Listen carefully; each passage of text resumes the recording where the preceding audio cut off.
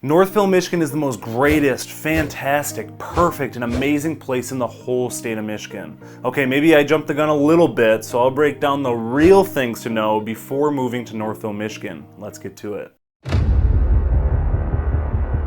What's going on, everyone? Andrew McManaman here with Living in Michigan, and of course your all-time favorite Michigan realtor. So if you're looking to buy, sell, invest, don't hesitate to reach out anytime, and I would be happy to create a seamless process for you. Also, before I dive headfirst into the reality, I want to mention the Northville cost of living and the fun things to do in Northville videos I made a little while back, so be sure to add those to your queue. The first topic I want to touch on is the city culture, and for those of you that haven't watched the other video yet, my office is located in downtown Northville, just to put my thoughts into perspective. I spent some time talking with current and past residents of Northville to really dive into the nitty-gritty stuff you'll find sugar-coated online, and the biggest reality check is the city's culture and how it's changing. Northville is a bubble. That's the simplest way to put it. The city itself is just over 2 square miles with a population of around 6,000 people. So I'm sure you can imagine the sense of community it really creates there, especially after many of the homeowners having lived there for quite a few decades. As these longtime Northville homeowners downsize, upsize, move closer to family, or run away to Florida, it's opened up some opportunity for some outsiders to come in. And just like with any city or a job with new management, for example, new people have new ways of doing things, and oftentimes change isn't always taken that well. This definitely isn't just Northville, it's cities across the nation, especially when you have a few generations of families who have planted their roots here. Some people have said they don't feel welcome, they feel like an outsider, and it just feels cliquey, like the clear separation of groups at school lunch tables in grade school. This has been a frequent comment, so of course I had to ask, did you take some time to chat with some people? Did you go out of your way to understand the community? And the majority of the people said they didn't, and I'd have to say that's a failure on their part. Of course, there's people out there who are clearly unapproachable, but it can be easy to judge someone when you don't understand their situation. I grew up in Brighton, and the community receives a similar reputation. I moved to White Lake recently and spent a fair amount of time in Northville, and I can't say from experience that I felt like an outsider. I'm not a regular at the restaurants, I'm not on a first name basis with a barber or anything like that. There's an adjustment period. No matter if you're coming from out of state or just a few cities over, the city values appearance. Nice cut lawns, beautifully remodeled Victorian-style homes, a pristine downtown atmosphere, and there's absolutely nothing wrong with that. It's like having a brother or sister who makes their bed and cleans their room all the time while you don't make your bed and have a maze of dirty clothes to get through in order to get out of the room. You, my friend, might see Northville a little differently. One of the biggest complaints from current residents about new residents is their driving habits. Of course, there's an adjustment period no matter where you go, like I said, but remember, this city is very close-knit. There's new construction of buildings going on, areas being blocked off, especially on Main Street, and people are driving way too fast. There's quite a few areas in Northville where pedestrians can cross without a light, so it's very important that you are aware when driving through the town, because getting in a close call or an accident definitely isn't a good first impression, to say the least. The next thing I've noticed a lot of people don't talk about are the higher taxes and millage rates, which is strange because I don't know about you, but the amount I pay in property taxes would affect where I live. Wouldn't it do the same for you? Drop your thoughts in the comments below. Anyway, if you don't know what millage rates are, in the simplest way possible, they are the rate in which property taxes are charged on a property.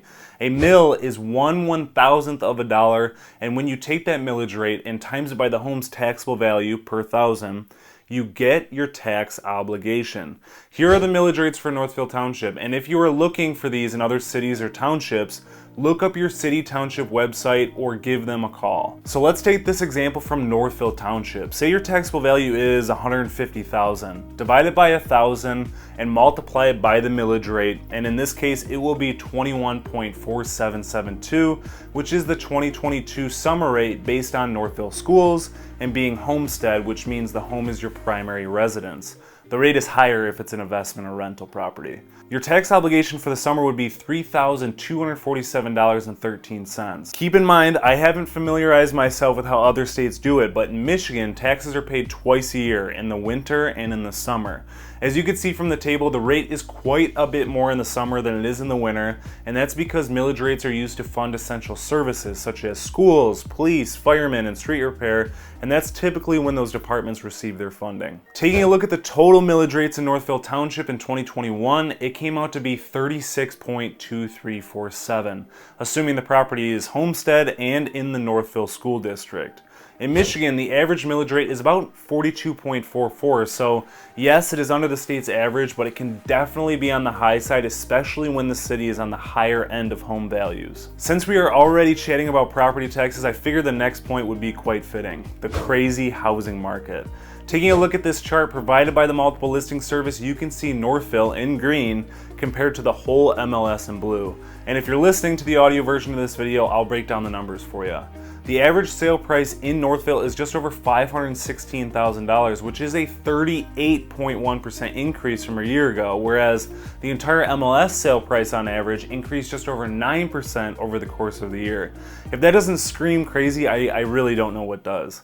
Another interesting graph I want to show you is new listings. As you can see from this graph of 3 other nearby cities that are similar in size is how Northville's inventory compares to all the others. And as you can see, Northville comes in at the lowest with 66 new home listings in the last 12 months, while Walled Lake comes in next with 133, Farmington with 185, and South Lyon with 328. It gives you an idea of how few people move in and out of Northville, which can be seen as a good or bad depending on how your thoughts were with my earlier points.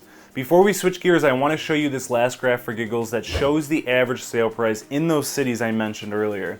As you can see, the price nearly doubles in Northville compared to all the other cities. So yes, there's desirability to stay in the city, but at the same time, people are moving out of the other cities to most likely upsize at those price points. The last point / misconception I'll touch on is things to do.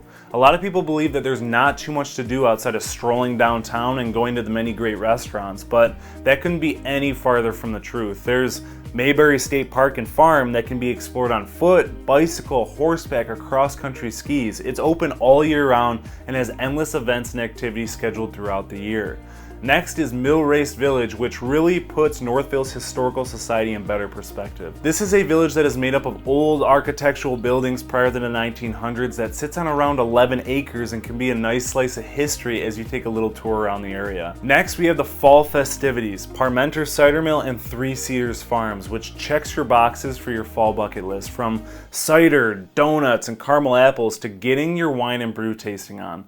On top of that, the Northville Winery and Brewery is open Wednesday to Saturday from 3 to 11 p.m. to listen to great musical performances and get your fix from the food trucks. If you want to know more about this awesome thing to do in Northville, I'll link some details in the description below for you. And for those of you that are from out of state or just wanting to support some local Michigan businesses, make a trip over the Michigan Connection off of North Center Street in Northville, which specializes in gift baskets where they sell Michigan-made products only. After everything I talked about, what are your thoughts about Northville, Michigan? Drop your thoughts in the comments below. And if you're interested in learning more about Northville, I'll link those other videos that I mentioned about the city below as well. Thank you for taking the time to watch this video. If it provided you some value, be sure to give it a big old thumbs up, tap the subscribe button, and hit the little bell so you never miss out on an upload. And as always, I'll see you in the next one.